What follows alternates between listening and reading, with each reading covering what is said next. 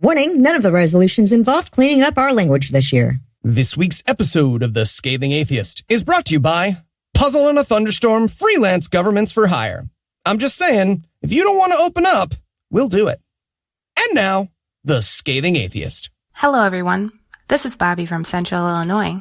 And right now I'm sitting on my front porch, staring at my neighbor's Confederate flag curtains and thinking to myself that this absurd display is a perfect example of why we did in fact evolve from filthy monkey men. I mean, come on, people. Just buy some fucking curtains.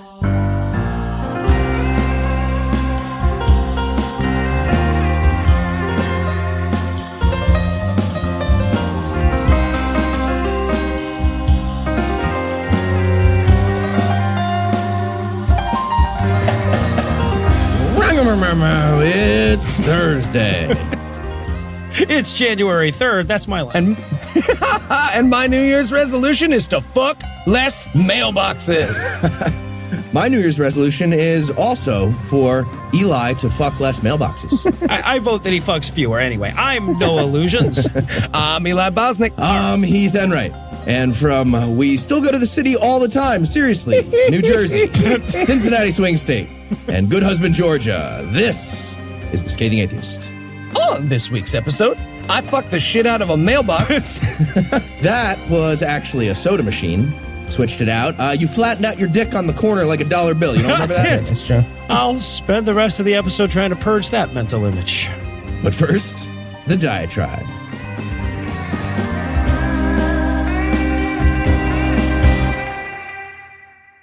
When I was growing up, there were a handful of movie reviewers that could really make or break a movie. I don't feel like we have that anymore, but back then there were a couple. So, like, naturally, when one of those influential reviewers would say something good about a movie, the marketeers would swoop into action and add that compliment to the movie's promotional material. So you just kind of got used to seeing quotes on movie posters from Roger Ebert and Gene Shalit, or if they didn't get a good blurb from them, it would be from, like, some respected publication. You know, it'd be like, this movie is awesome, the New York Times, or whatever. But of course, not every movie has good reviews from respected critics, and eventually movie posters started looking kind of naked without those blurbs, so the marketers would go one of two ways. Either they would scour the movie review universe and quote the morning radio guy from WKOP Des Moines or something, or they would shave one of the more respected reviewers' comments down until they sounded good. Right? Gene Siskel would say the director exhibits a stunning lack of competence, and the movie poster would just say, stunning, Gene Siskel. And naive little optimist that I was, I kind of thought that represented a low point for movie review blurb promotions, but it got so much worse. And I realized this the first time I ever saw a movie blurb attributed to somebody like @SmackDoggy44. But even quoting random Twitter mentions apparently didn't represent rock bottom, because the other day I saw an advertisement for a TV show where in the middle of the ad, they just stuck in phrases like gripping and amazing television in quotation marks. No attribution, mind you. Just quotation marks. Who are they quoting? Doesn't fucking matter. The promotional material for this show. This is a real-time quote, apparently. And I know this sounds like a random thing to be bitching about, but holy shit. Is there anything else that you can think of that more aptly describes the America of 2018? Right? Like, where once we had trusted experts vetted through our collective experience, we now just have quotation marks?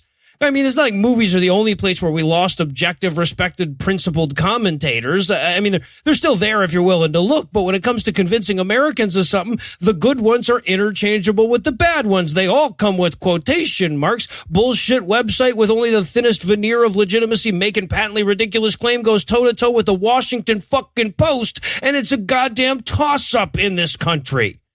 Of course, I'm hardly the first person to bemoan the death of expertise. People have been writing books about this for years with urgent warnings that if we don't do something soon, we might wind up with 2018. You know, the dystopian hellscape where an opinion gains the force of fact by the simple merit of appearing with quotation marks on either side of it. You have a peer-reviewed study from JAMA there? Well, this PragerU video also has quotes around it.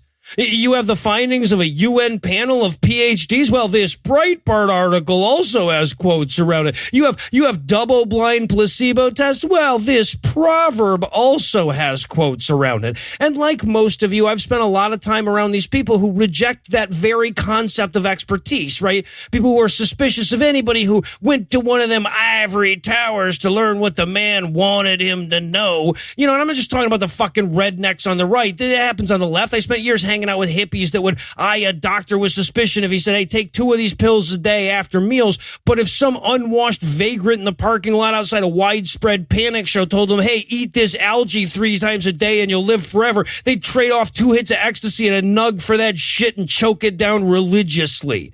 Because when you reject expertise, it's not like you also reject advice. You know, it's not like everything gets through now. You can't believe all the claims. Too many of them contradict. So you need something to separate the quotes you're going to accept from the ones you're going to reject. And once you rule out expertise as a metric, you've really only got your gut left to work with, right? I mean, sure, theoretically, you could just vet all the stuff before you decide what to believe. But if you don't accept expertise, where but your gut can you vet it? So you're left accepting the things that feel true to you, the things that reinforce the worldview you already have, the things that allow you to further insulate yourself in your uninformed fucking opinion, and the things that doom society to make the same stupid fucking mistakes over and over again because we won't listen to the experts that already made them. Now, the good news, if there's good news, is that there is a way around this shit. It's not inevitable. And for a template on how to fix it, we need to look no further than the film criticism industry I started this diatribe on. I mean, sure, we don't have movie critics with the same stature as we once did, but websites like Rotten Tomatoes do afford us the ability to collate all those lesser-known critics and arrive at a consensus, even without specific experts that we know.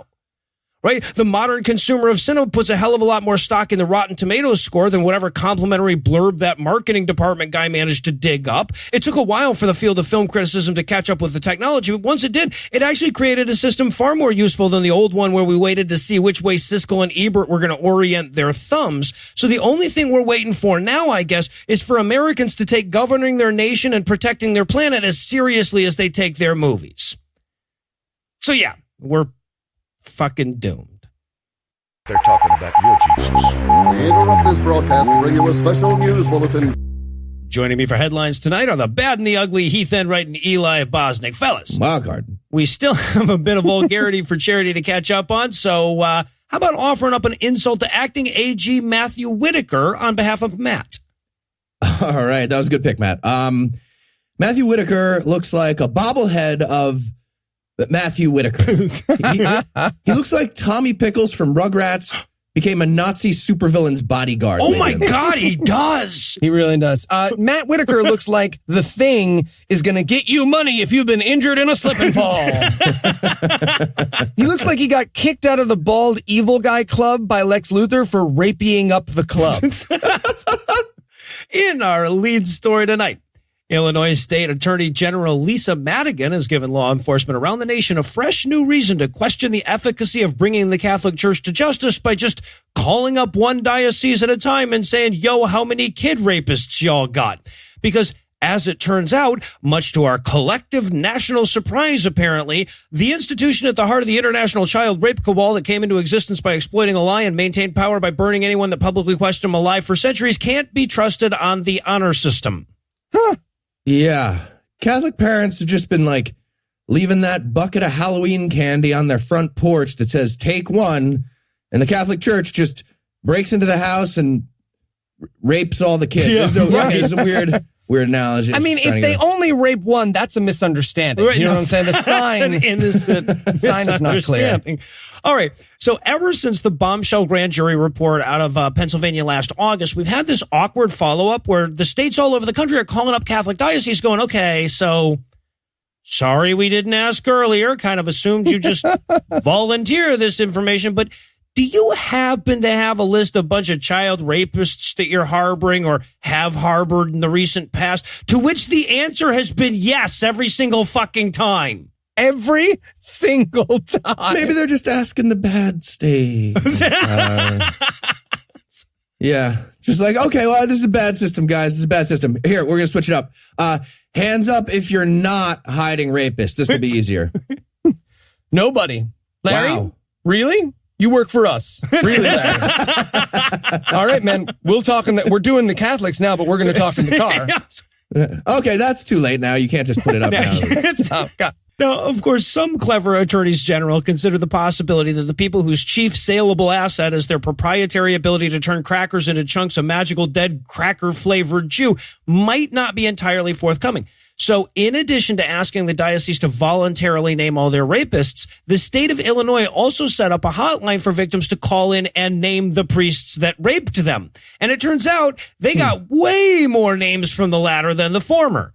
That's weird. Like 505 more names. Somebody's lying on one of those. Yes, clearly someone's lying. So, okay, the diocese official list included the name of 185 clergy. The list the AG's office put together from the victims' reports had 690 names. No, okay, wait. I remember this from last year. They put a list of names together, and then they asked the Catholic Church to say how many people are rapists. Then they'll be honest. We'll trick them into it, yeah. But look, as bad as this already sounds, it's actually worse. Okay, so I have to add this. The list of 185 names that the church offered up only included people that had already been reported to the authorities or were dead. But 45 of those 185, nearly a 1 in 4, got reported since the Pennsylvania grand jury report. Like when they realized that all the states were going to go in and ask for the list, they suddenly remembered nearly 4 dozen names of credibly accused child rapists that they've been meaning to follow up on. And at the same time, continued to forget to report 42 dozen more. Hold on, there's a Post-it on the side of my monitor with who I forgot. I hadn't entered it. Yeah, that's a list of rapists. rapists. For a while, guys. It's been here for a while. And in Alpha Omega State news, after being voted most likely to make Jim Crow great again in the state Congress yearbook, GOP lawmakers in Arizona decided to improve their reputation and pivot their focus to something more positive. And of course, that would be making sure their public schools aren't skewing the curriculum towards things that are true. Yeah, can't have that. Instead, they want to be teaching the controversy and presenting equal amounts of things that are false, I guess. Jesus. For example, white people aren't racist. That's an example they'll give. We'll get there. So I guess it's not a big pivot, but it's something. Yeah. They're doing something. Arizona, YouTube comments, the state. Right. Yeah. So I guess the final solution for Latinos is firmly in place now. And it's time to make sure the younger generation doesn't fuck up that plan, derail the train. And that's why State Representative Mark Fincham filed a new bill last week that would prohibit teachers from engaging in political, ideological, or religious advocacy in the classroom, which actually sounds reasonable. Almost sounds like a rule we already have for the entire country. And by almost, I mean, yes, it absolutely is. Yep. But the bill wouldn't stop there.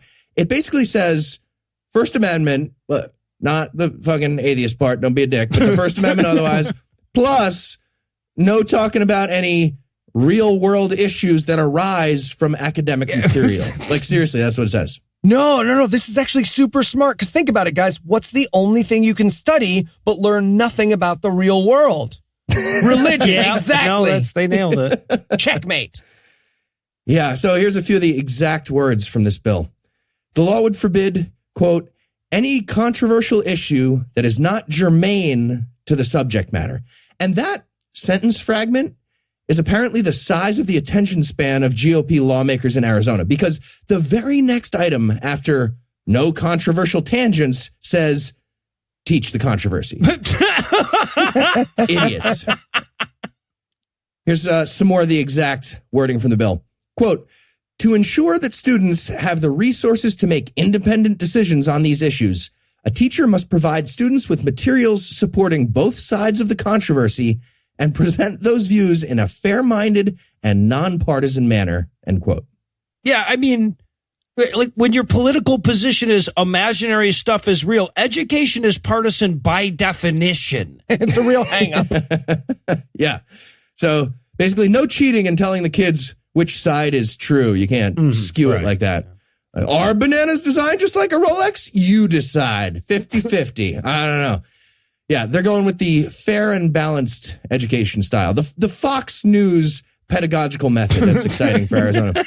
And speaking of Fox News, there's also a rule that says teachers wouldn't be allowed to, quote, single out one racial group of students as being responsible for the suffering or inequities experienced by another racial group of students. What? End quote. Okay, we're not going to say who started all the wars, but Avram, Moshe, Rebecca, Yehuda. It was you as individuals. In Arizona. I love the thought of history teachers trying to navigate this one, right? How do you? Yeah. And then all the people who couldn't dance as good had to free all the people who couldn't catch a cab as good. And then the Mexican-American War started itself. Fuck it, guys. I'm going home. They had a swimming race. I don't want to say who won. You're a racist. And just to make sure there's a tangible penalty for sneaking nuance or, reality propaganda into schools, there's a second bill that basically says triple stamp or double stamp from before, and you're allowed to sue any teacher you want if you think they're being too sciencey.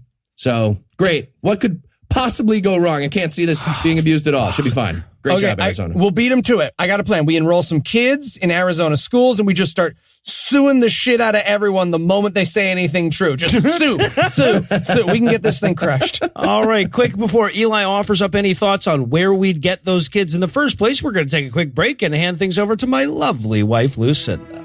A man wrote the Bible. A whore is what she was. If it's a legitimate rape, it makes you a slut, right? Cooking can be fun. Hey, I'm proud of a man. This week in misogyny. So my first thought for this week was to do a year in review thing, but I decided against it because just looking at the sexism stories from any single week of the year was depressing enough. So instead, I thought I'd focus on the transition. I brought two stories this week, one from 2018 and a somewhat more hopeful one from 2019. So representing 2018 this week will be a recent story out of 1631. A number of listeners sent me links to this video out of Egypt that shows what passes for a judicial system among nomadic Bedouin tribes, and it's the build a bridge out of her scene from the Holy Grail without the sardonic wit. The video shows a woman who has been accused of being unfaithful to her husband, and to determine her innocence or guilt, rather than fuck around with the whole big court thing with witnesses and evidence, they use a trial by fire. Literally. Now, they don't set her on fire. That would be barbaric and it would smell horrible. And they don't want it to smell horrible. So instead, they lay an iron in a fire and wait for it to get red hot. Then they force the woman to lick it 3 times. And according to the guys judging her trial, if she's innocent, the rod won't blacken or blister her tongue. I should note here, by the way, that the law in Egypt expressly forbids this practice, which is mostly just depressing because it means it happens so often that they had to make a law. But also the people in the video aren't exactly hiding their faces from the camera or asking the filmmakers to obscure their faces. They sure don't seem to be worried about getting punished for this, because let's face it, religious people in Egypt have to follow the law even less than the ones in America. But let's move beyond that story. It's so 2018. Instead, I want to focus on some good news, or what passes as good news when you do a segment called This Week in Misogyny. So as it turns out, Mormons are working hard to shed their label of being backwards, sexist, and antiquated by announcing a rule change that will allow female missionaries to wear pants. Can you believe that shit? Ladies in pants? Of course, they're not just letting in any old pants. They have to be long, baggy slacks, and they can't be showing gratuitous ankle. They also have to be conservatively colored, so Caucasian? Also, women missionaries can't just wear pants any old wear. They still have to wear skirts at Sunday worship, baptismals, conferences, or other official Mormon functions. Mostly actually just when trekking through malarial jungles looking for humans who haven't heard about Joseph Smith's criminal record yet. Now, if you'll excuse me, the 51% of the country that are women now control almost 25% of the Congress, and apparently we're still celebrating that. So I'll rush off to grab my party hat and bong and hand things back over to Noah, Heath, and Eli. Thank you, Lucinda. And in Christian Freakout news tonight, While children all over the world eagerly awaited their PlayStations, toy trains, and dental dams this holiday season, we here at the Scathing Atheist were awaiting a very special gift of our own. 2018's Christian Christmas Freakout. Anna? What are the guys talking about? It's the newest, the greatest Christian Freakout. Christmassy. That was Christmassy. All right, Jen. So before we reveal our big winner, any guesses for 2018's Christian Christmas Freakout? The fact that you're still doing Christmas-themed shit in 2019? It's a pretty good answer. I'm going to guess Sarah Huckabee Sanders finally got one of those White House Christmas trees inside herself. Hurtful and fantastic, respectively. But no, it was 2018, and it was news, which means we found out that everyone with a penis that isn't Heathen Noah is a rapist. And the biggest rapist of them all? God. Lie? Oh, okay. Call forward. Now, this all started when associate professor at Minnesota State Eric Sprankle tweeted, quote, "The virgin birth story is about an all-knowing, all-powerful deity impregnating a human teen. There is no definition of consent that would include that scenario. Good Happy point. holidays." No, there is not. Well said. End quote. Also, your name is Eric Sprankle. I just want to repeat that. His name is Eric Sprankle. Just want to say He's that got to again. do what he can. And right, just like Noah said, of course, he's right. I mean, even if we assume that Mary's testimony in Luke qualifies as consent, I don't think it does. No. The nature of omnipotence means that God made Mary do everything. Well, yeah. And also you and me. Well, what I'm saying is technically God raped everybody ever if he's omnipotent and omniscient. So, you know. Yeah. Well, God likes beer. He likes to drink beer. But as you can see on his calendar, it says, "Don't rape Mary today." Yeah, that's true. This is another "Don't Rape Mary" day. And by the way, it's worth noting that the most that any of the apologists are even trying to do is like plead God down to statutory rape on a technicality, right? They're pulling an R. Kelly for their Lord. Exactly. Right. So the fact that this conversation is only less silly than how could Superman fuck Lois Lane because millions of people don't believe Superman is real didn't stop media darling Tucker Carlson from getting Mark Stein on his show to lose their goddamn minds about a tweet. Now, there's a lot of things to love about this interview, but my favorite moment is when Tucker Carlson thinks he's adding something when Stein is ranting about people not liking this tweet or liking this tweet. And Tucker adds something when he says, quote, "And it's not even brave. They never say this kind of thing about Jeff Bezos. They suck up to people in power." End quote. No, it's a common mistake. Jeff Bezos isn't omniscient, you see. That's the difference. Also hasn't raped any 0th century tweens that we know of. We don't know that. He's got a lot of money. Distinctions that can be made. That's a good point, Noah. Right. And there's one more thing I want to point out about this story, because I know a lot of you saw it.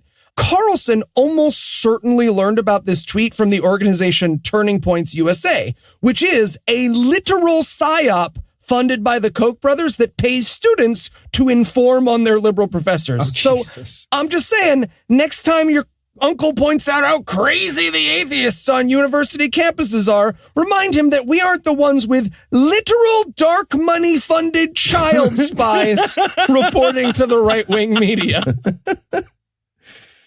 Or don't go to that Christmas or Thanksgiving anymore. Yeah, exactly. Like, just skip that.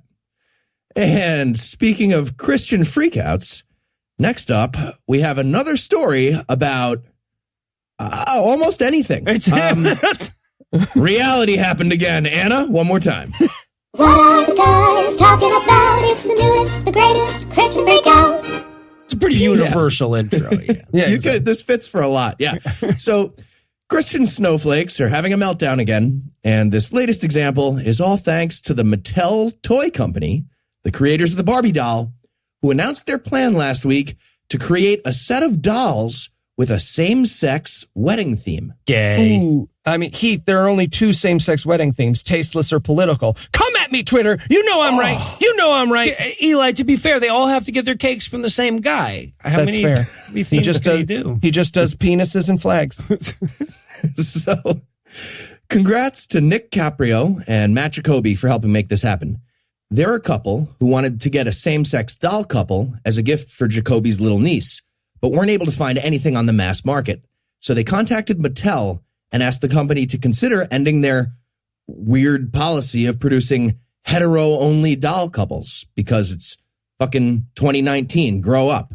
And it worked. Supply reached out to meet demand. It's amazing. But for some reason, the Christian community of self-professed Milton Friedman, Chicago school libertarian economists who don't know what any of those words I just said mean, they didn't enjoy this very, very elegant market solution. It was weird. I mean, it seems that way, but to be fair, I'm pretty sure the Venn diagram of, shrill women offended by gay marriage and people who still buy Barbies for their kids is a circle, Heath. So you see that it's about market share. So here's the reaction we got from the Christian media hub LifeSite News. Quote, homosexual celebrations. They're going to be coming to toy aisles nationwide. And please, somebody do that. I want the gayest parties you could possibly put together in some toy aisles. That would be amazing. Heath, I got to tell you, I think you are underestimating how gay a party I can imagine. I don't think I am. I really don't think I am. Challenge accepted. See you at Target. Wink. Got it. Continuing. Homosexual celebrations are coming if Mattel accepts a proposal to produce sets of same-sex wedding dolls. And by the way, wedding was in quotes there. Yes. Despite that whole thing with the Supreme Court ruling. I guess it's like, Friedman blacks would be in quotes when they describe the African Barbie doll. Well, it's okay. Here we have a grown man whose rage is calculated to say in no uncertain terms that when he plays with Barbie dolls, he plays with them heterosexually, damn it. What is the point? And continuing the quote one more time. Lefty types seem to have an obsession with molding the kiddos to do their bidding. Way to make the gift all about yourself, chief. It literally says chief to somebody. Maybe I'll follow suit and give everyone a stocking full of guitar strings, handgun ammo, and beef jerky. What?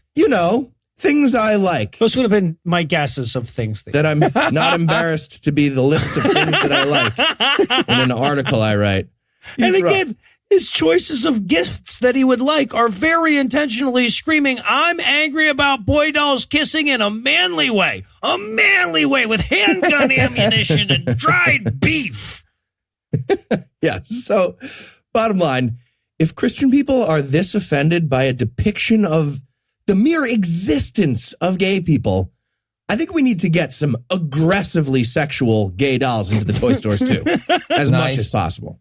Blanket party Barbie. It doesn't matter what we're talking about. That's always Heath's conclusion. Yep. That's the bottom line, just in general. That's my pinned tweet. Yeah.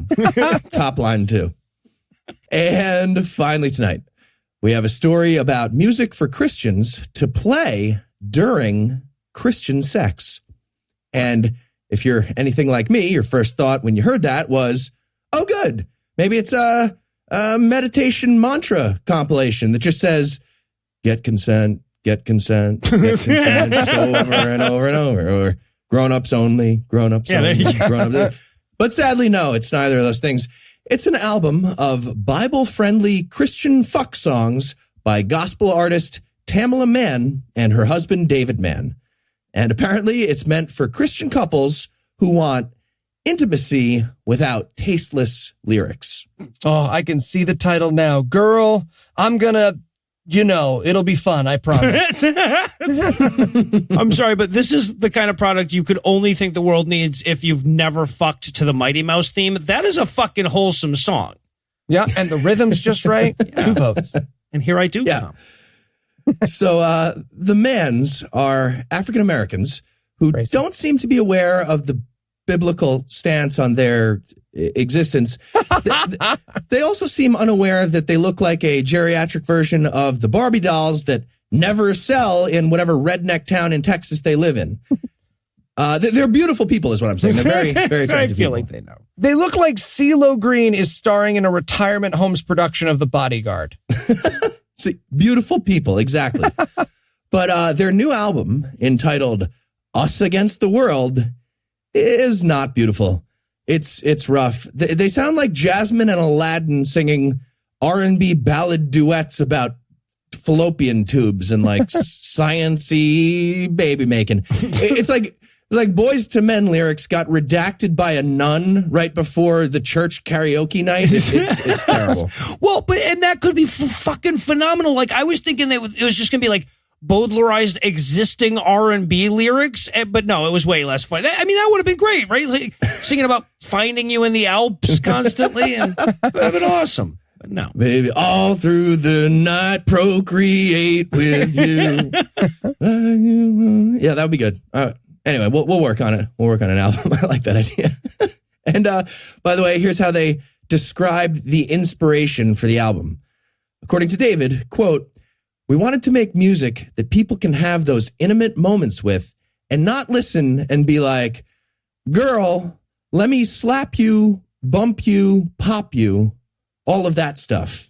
Unquote. They said that quote right before I dropped my R&B album of the exact same title. Get Andrew on the phone right now. Right the fuck now. Okay, slap you, bump you, pop. Those are not R&B lyrics. Those are yearbook signatures from Supreme Court Justice Brett Kavanaugh. Also, if you're slapping and popping her, that's extra Christian, isn't it? That's in the book. That's in the book. And you got like a 48-hour rule if it's these two exact people. You pop them a little too hard. Yeah. So apparently this is a big problem for Christian couples, I guess. They're fully clothed and weeping with guilt, trying to jam a penis out through one zipper and in through another. Which, I mean, that's a lot of attention you're paying to that already. And then the music has a naughty word, and David A.R. White loses his God erection immediately because of that crazy naughty word. But then Tamala Mann walks in and says, "There must be a better way." Christian fuck music. And speaking of which, I think we're going to need 10 seconds on the clock. That's about enough time to procreate, right? Ideas for the Christian sex mixtape. Go. Let's Make Hug by Barry White and Delightsome. I Can't Stop Loving You Because Our Religion Rejects the Concept of Marital Rape by Rape Charles. Let Me Smell Your Dick Clark New Year's Rockin' Eve Memorial Potpourri. Marvin Straight, and that would of course be heterosexual healing. Ooh, yeah. All right, and now that Christians have something to fuck to, I guess our work is done. Heath, Eli, thanks as always. Jumanji. And when we come back, Lee Strobel still won't have given up on us.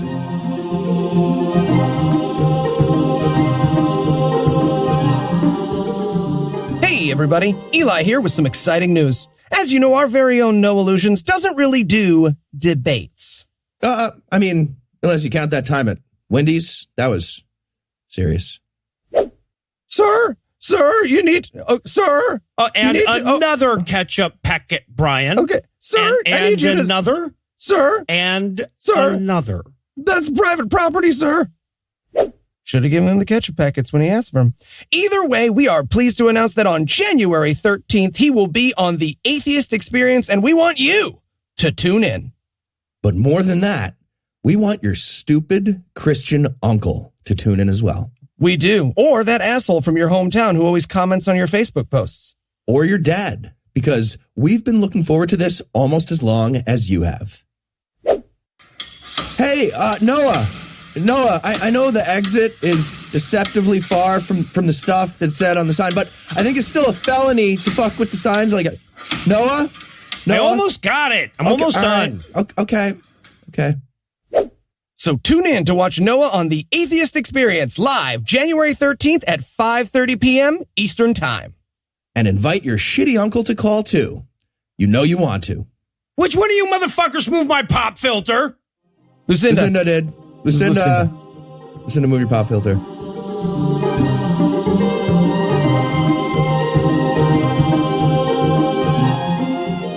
It's hard to say which religious figure is the most full of shit, and I suppose any answer would be subject to interpretation.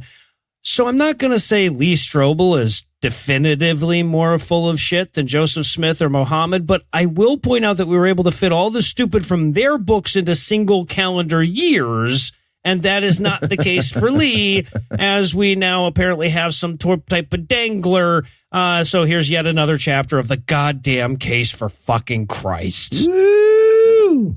And rejoining us for yet more of this shit is my lovely wife, Lucinda. Lucinda, welcome back. Come meet the new year, the same as the old year. Ain't it, though? All right, so this week we're going to be digging into Chapter 13, The Evidence of Appearances. Was Jesus seen alive after his death on the cross? Nope. There's so many easy answers, and he has so many extra words. And it takes so All right, long. see you next time on the Holy Babble. We learned right away that Lee is equal opportunity here. This time our opening murder is of a black girl. Well, there you go. It's so fucking random. So the point he's trying to make is Jesus had a lot more going for him than just an empty tomb, y'all. But to make that point, he starts with the infamous Alabama church bombing of 1963. Yeah, his literal example is, all right, so you remember how the KKK killed those little girls and then her body was lost? Well, nobody thought she was the savior. We have fun here at Case for Christ. What? All right, how do I explain that empty casket is not equal to savior of the universe? All right, it's a tricky concept to explain. I would need a good example. Okay, so the Jews were ruining the German economy. That's where we start. It's kind of their fault they lost World War I, too, if you think about it. Okay, so now it's time for the 12th interview. This is what I've been looking forward to. This is going to be Gary Habermas, who Lee bills as the guy with, quote, the most sophisticated defense of the resurrection to date, end quote. Yeah, and it's important to Sherwood that we know that Gary Habermas could kick some ass if it came down to it, too. Yeah. Well, he tries. He's like, this dude's a fighter in the marketplace of ideas. He has a knife. Sharp wit. Please don't Google him. Which is good advice, actually, because he looks like Pavarotti's cum double, is what his face looks like. He also tells us about how Habermas whipped up on Anthony Flew in a debate. And if you've never heard of Anthony Flew, that's really on you. He is, after all, quote, one of the leading philosophical atheists in the world, end quote. Really? He is? Like, right there on the leaderboard? It's hard to follow those rankings. Like, we need a playoff system. Right. Like a BCS. It's complicated. No, but Anthony Flew, he's the guy credited with naming the no true Scotsman fallacy.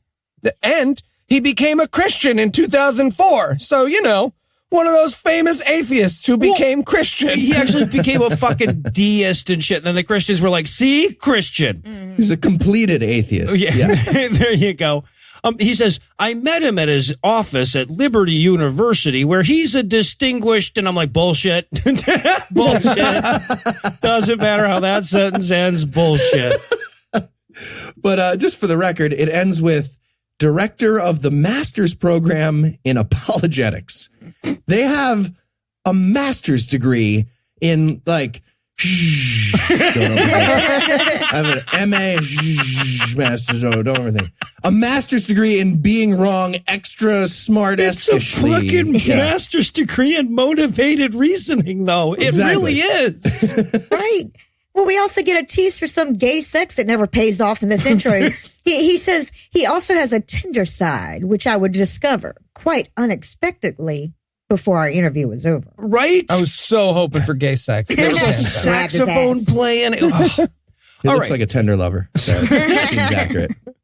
All right, so Lee opens up the interview strong. He says, isn't it true that nobody was actually looking at dead Jesus when he turned back into a live Jesus? He gets into this by saying, you know, we know dinosaurs are real because of fossils, and you can just feel Lee thinking, oh, come on, man. You know who I'm writing for. You know. Sorry, bad example. We know Jesus got resurrected because of the lack of fossils. So there you go. Show me a Jesus fossil. I'm a fucking atheist right now. But you can't. You say that as a joke, but they actually say that. They actually say, well, how come nobody can show us the bones of Christ? He was That's the format of an argument they're making. Yep. Yeah, it is. Yep. And the first place Habermas goes is Corinthians, which is to say right after Saul fell off his horse and had a nervous breakdown, he had a damn vivid dream. Did he not? Lee gets it. I'm tripping on shrooms. I see Garfield the cat with a 9-foot penis. History. That's how history is made. Show me a cat with an 8-foot penis. Exactly. Or a 10-foot penis. Can you? Too slow. Exactly. Christ is God. QED. And then we slide into a bizarre tangent where Lee demands proof that the passage from Corinthians that Gary Habermas is referring to is really an early Christian creed and not just shit that Paul said. But since, unless you accept Lee's argument, Paul created the fucking religion, I'm not sure how you draw a line between those two things. No, and his response apparently is to say, dude, even Jews think it's a creed. Fuck off. Right? Here's a Jew who agrees with me. Yeah. And apparently there's a verb in ancient Greek that means received a creed, delivered a creed. This is definitely a fucking creed.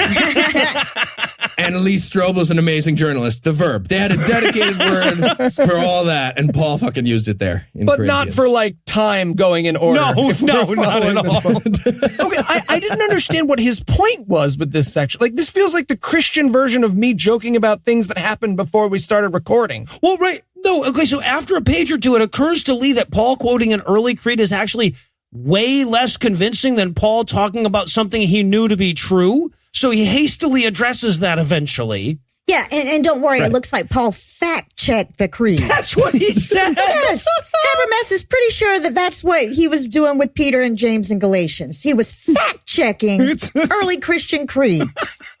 Well, no, I mean, he's positive about it. There's another very important word at play here. Paul wasn't just doing a casual Snopes check at this point. This was a fucking historio. And that's an ancient Greek word for this is definitely true, and no illusions should stop being a dick. Lee Strobel is a great journalist. Yeah.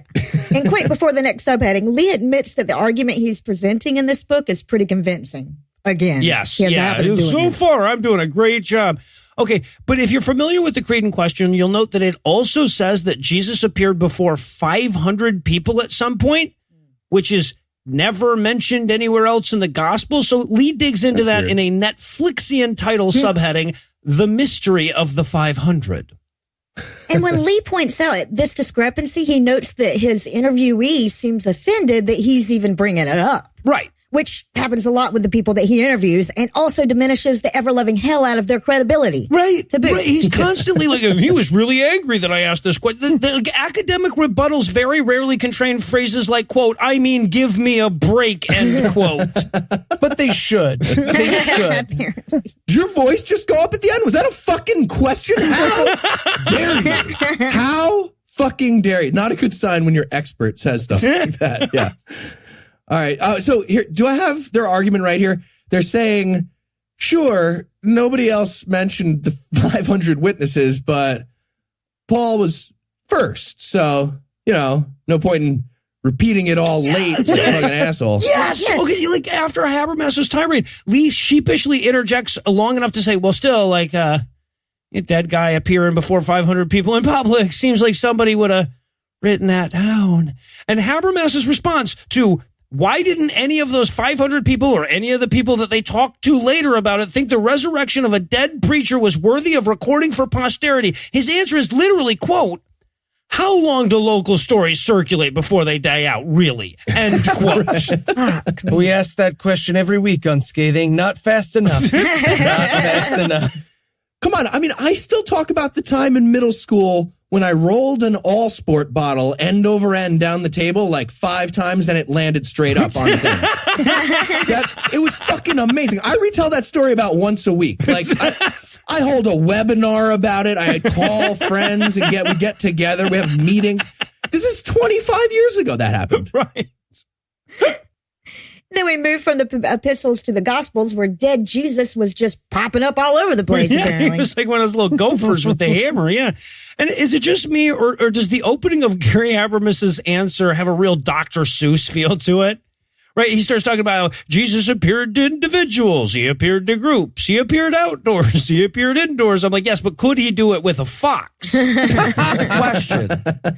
And once again, we retreat to the argument from, well, if these people were lying, they must have been lying right away. Yeah. Who does this convince? All lies start off as lies. That's how that works. Just a big meeting among the apostles. Okay, guys, who saw the risen Christ among his followers? Okay, all of you. Are you lying? Because you are going to have to stick to this, okay?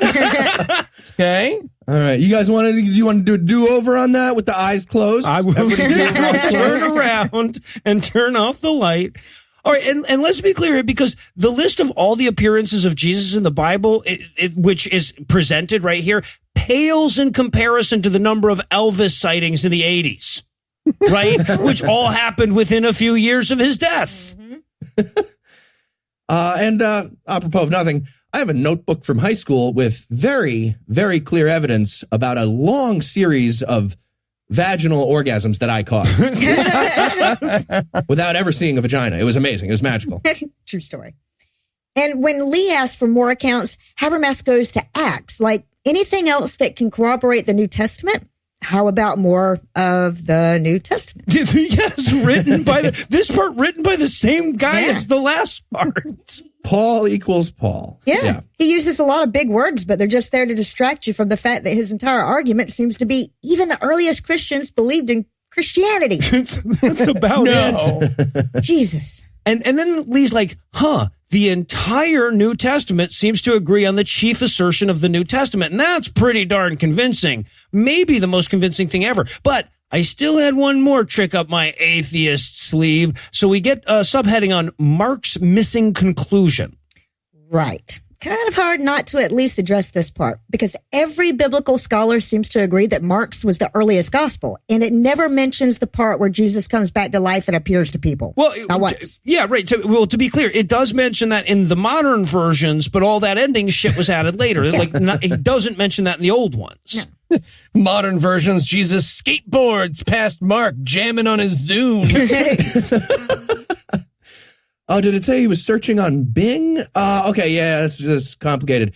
So Bing is actually an ancient Greek word for the search engine that doesn't make us look stupid. Makes us look savvy, like we know what we're doing. But Habermas is like, Mark wasn't focused on every little detail. So obviously unimportant stuff like the founder of the religion empowering a ministry in physical form after having died publicly would get left out now and again. He even implies that Mark was saving some good stuff for the sequel. Literally. He does. Yes! There's this amazingly weird wink of like, maybe you and I will find out when God zoops everyone to heaven. Huh?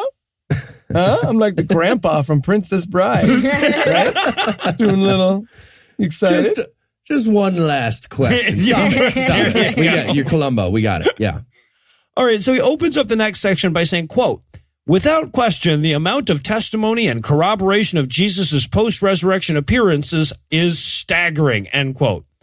And I feel like staggering would generally suggest, at the very least, appearing in multiple sources. But apparently, no. The Bible seems to generally agree with itself on this is enough to stagger Lee Strobel. There's one thing I've learned from this book. It's that I want to tell Lee Strobel a ghost story. Where did the sweater come from, though? And if we ever meet him, I think you got to tell him the ghost story. Absolutely. But the game will be how many famous hate crimes we can get him to mention. Right. Like, so, Lee Strobel, Jesus never resisted arrest by the Romans, did he? Rodney King was an impolite man. 10 points, Rodney King. All right, but staggered or not, Lee is going to toss out a few alternate theories so that he can see Habermas tear him to shreds. And we're going to start with possibility one. The appearances are legendary. And that's a pretty strong argument, especially when the evidence, by their own admission, are stories that get increasingly grandiose over time. Right. Now, one might even skip over calling that evidence and just look at the definition of legendary. Yeah, no, exactly. And holy shit, is Habermas's rebuttal weak? He says, okay, even if it was exaggerated through legend, though, something had to happen to start the legend. Yeah. Descartes is real, so end of proof. QED. Jesus thinks, therefore he am that he am. Yeah. Well, and then he concludes that since something must have started the legend, it must also have been a dead guy starting back up again after being unplugged and plugged back in for 30 seconds or whatever, which would be like concluding that the kernel of truth at the heart of the Odyssey is that way back in the day, animals could talk. All right. You playing oddball. Let's compromise. Jesus rose from the dead and appeared to 250 people. You see that? We just doubled the odds of the resurrection. Fucking double. How are you going to argue with math. double? You could argue with math. He also tries to argue his way out of the legend hypothesis by citing the legend. This This guy is literally one of the best they have, too. Yeah. So with that one debunked, I guess, we move on to possibility number 2. The appearances were hallucinations. Okay. So, Gary, you eating your tail, buddy? You want to put your tail away for a minute before you move on? Cool. And look, this is a straw man in the sense that it's a stupid argument that nobody's making. Yeah. We really don't need additional possibilities beyond the story where the guy sucks demons out of a crazy guy and puts him into suicidal pigs as a legend, right? That pretty much does it. But straw man or not, it's still a better argument than the actual assertion they're making. So sure, let's hash this one out. He even says at one point that Thomas was a skeptic. Skeptics don't hallucinate. And first of all, yes, we do. Two of us don't even need drugs to do it anymore. But secondly, we don't have Thomas's testimony. We have what other people say Thomas saw. Yeah. We have another middle school story. Right. Just like, yes. Mark had said that Matthew had said that Luke had said that he saw Thomas beating up 10 cops. So... Also, another quick bit of bafflingly bad logic from the PhD here. He says, quote, if we establish the gospel accounts as being reliable, how do you account for the disciples eating with Jesus and touching him, end quote. But establishing the gospels as reliable is what you're trying to do. Right? Like that's what you're tasked with. The ultimate argument here is literally, if I'm right, I'm right. Who makes up a lunch? I mean, besides the president. Bad example. Come back to me. Jesus. Okay, but then Lee backs off a bit in light of these very powerful arguments, and he says, okay, what if it wasn't a hallucination per se, but more like that thing that Wiccan hippies do after a ritual has no result whatsoever, and then everybody starts going, hey, did anybody else feel that? Is that what happens? Oh, yeah. Mm-hmm. And I'm sorry, but was Habermas's first argument here, I know atheists are, but what am I? Yes, that's was. what. Okay. Okay. Tell me if I'm wrong about this. Is his argument, sure, maybe they all lied because their entire religion was based on it, but atheists might also be lying about all the things they don't believe? I think that's it. And then he closes his interview with Habermas with one more of his notorious hardballs. He says, so does this resurrection thing matter much, you think? Oh, Big deal? Jesus. And Lee's like, and to be honest, I wasn't expecting to get a full page and a half off of this, but he started bawling like a baby and shit, so I figured I might as well pad my word count a little. About what he does. Yeah, so out of fucking nowhere, Habermas is telling us the story of his wife dying of stomach cancer. Because, okay. Yeah, that was weird. This felt like Lee Strobel didn't have something to start the next chapter, one of his ridiculous, terrifying stories. He was like, oh, Gary, so just last thing. Any chance you have a good story about somebody dying? A black person, maybe? Your wife? Is that what you said? Is she black? Whatever, it's fine. It's fine. As long as somebody dies, we're good. Can you pretend she's black? Look, and this is yet another example of the interview subject undercutting the fuck out of his own credibility and Lee being too dumb to notice. Right? Why would you keep this? He basically says, look, I have to cling to this Christianity thing or I'll be forced to deal with the fact that I'm never going to see my dead wife again. So of course I'm being perfectly objective. Yeah, he might as well end this by being like, look, like Eli's mom, every time religion comes up at Christmas, I'm just going to stare at you until you start talking about something else. Okay, so your father's dead. Your father's dead. But of course, we never get out of a Lee Strobel chapter that easy. One death never does it. So then we get the deliberation questions. We have 4 of them again. So starting with question 1. Habermas reduced the issue of the resurrection down to 2 questions. Did Jesus die, and was he later seen alive? Based on the evidence so far, how would you answer those questions and why? Heath, you seem to be dying to answer this one. Oh, no, I'm excited about this one. Okay. I'd ask whoever asked me those 2 questions, I'd ask them to, hey, come lean in really close. Lean in really close. Cool. And then I'd whisper, I'm holding a gun in my pocket. Give me all your money. We are both taking this seriously in equal amounts right now. Yeah, I'd answer them nimbly. Well, I love that did Jesus die is question 1. So pretty much no matter what, they're half right. Yeah, yes, he is not still alive. No. We can all agree on that. All right, question 2. How influential is the 1 Corinthians 15 creed in your assessment of whether Jesus was seen alive? What are your reasons for concluding that it's significant or insignificant in your investigation? Not at all.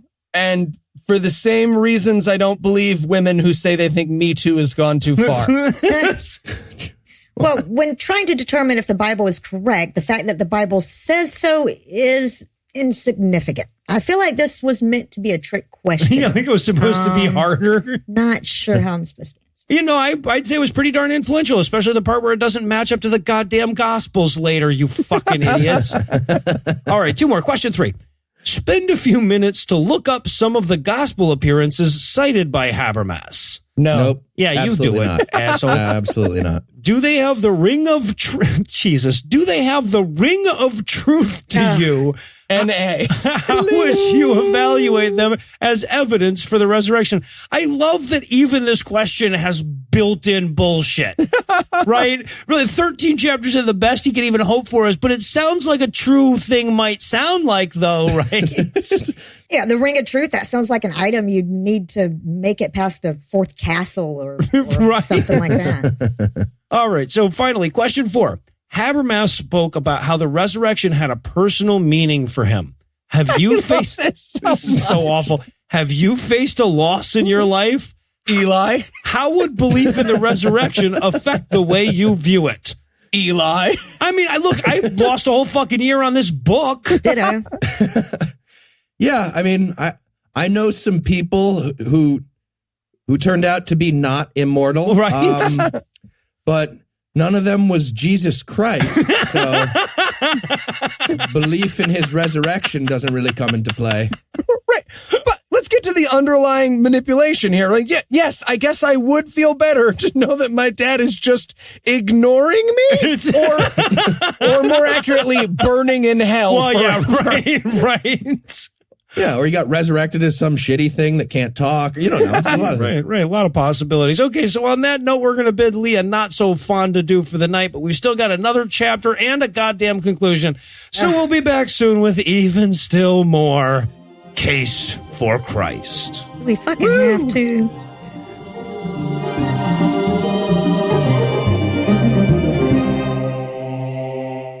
Before we raise the drawbridge tonight, I wanted to encourage you one more time to tune in to see me on the Atheist Experience next Sunday. I'll have links on how to watch live on the show notes for this episode, and if you missed that, we'll have links on how to watch it in archives on our Facebook page. Anyway, that's all the blasphemy we've got for you tonight, but we'll be back in 10,022 minutes with more. If you can't wait that long, be on the lookout for a brand new episode of our sister show, The Skepticrat, debuting at 7 a.m. Eastern Time on Monday, an even newer episode of our sister show's Hot Friend God Awful Movies, debuting at 7 a.m. Eastern on Tuesday, and an even newer episode of our half-sister show, Citation Needed, debuting at noon Eastern on Wednesday. Obviously, this episode would ring hollow if I neglected to thank Keith Enright for being the light to my darkness. I need to thank Lucinda Illusions for being the yin to my yang. I need to thank Eli Bosnick for being the oil to my vinegar. Also want to thank Bobby from Central Illinois for providing this week's Farnsworth quote. I've been there. It's shitty. My parents live there, actually, but they're not the ones with the Confederate curtains, I promise. But most of all, of course, I want to thank this week's Best Bipeds, Tylen, Chris, Benjamin, Cherie, Thomas, Russ, Justin, David, Nicholas, Dustin, I Think Therefore I Am, Emily, Nagy, and Naughtius Maximus. Tylen, Chris, Benjamin, Cherie, and Thomas, who are so bright they're not allowed in dark sky reserves. Russ, Justin, David, and Nicholas, whose cocks are so legendary they renamed that dog breed Russ, Justin, David, and Nicholas or Spaniels. And Dustin, I Think Therefore I Am, Emily, Nagy, and Naughtius, who are so sexy the MPAA rates erase their ID photos. Together, these 14 formidable, forward-thinking folks have formally afforded our forum the fortune to foretell the forthcoming forfeiture of forced foreclosure of foreskins from fuckers that forbid foreplay and fornication forevermore by giving us money. Not everybody has the money it takes to give us money, but if you have money, you can make a per-episode donation at patreon.com/scathingatheist, whereby you'll earn early access to an extended ad-free version of every episode, or you can make a one-time donation by clicking on the donate button on the right side of the homepage at scathingatheist.com. And if you'd like to help, but in more of like an afterthought kind of way, you can also help a ton by liking our Facebook page, leaving us a 5-star review on iTunes, and telling a friend about the show. Legal services for this podcast are provided by the law offices of P. Andrew Torres. Tim Robertson handles our social media, and our audio engineer is Morgan Clark, who also wrote all the music that was used in this episode, which was used with permission. If you have questions, comments, or death threats, you'll find all the contact info on the contact page at scathingatheist.com. Math teacher spending half the lesson on non-Euclidean geometry. For like 10 minutes. Or what the fuck? 2 + 2 could also be 5. 2 + 2 could also be 7. The preceding podcast was a production of Puzzle and a Thunderstorm, LLC. Copyright 2019. All rights reserved.